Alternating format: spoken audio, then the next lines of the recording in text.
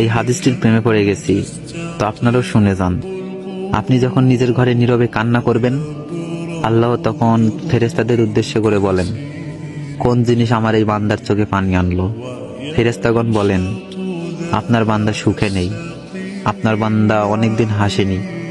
এই বলে ফেরেশতাগণ কান্না করতে থাকেন এবং আল্লাহকে বলেন, হে আমার রব, আপনি তো জানেন আপনার এই বান্দার হৃদয়ে কি রয়েছে, অতএব আপনি তার জন্য সবকিছু সহজ করে দিন।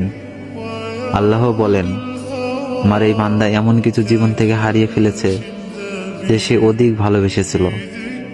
অতএব আল্লাহ বলেন, আমি শপথ করছি, আমার বান্দা যা তার জীবন থেকে হারিয়েছে তার চেয়ে উত্তম জিনিস আমি তাকে এনে দিব, যা দেখে দুনিয়া ও আখিরাতে সবাই বিস্মিত হবে।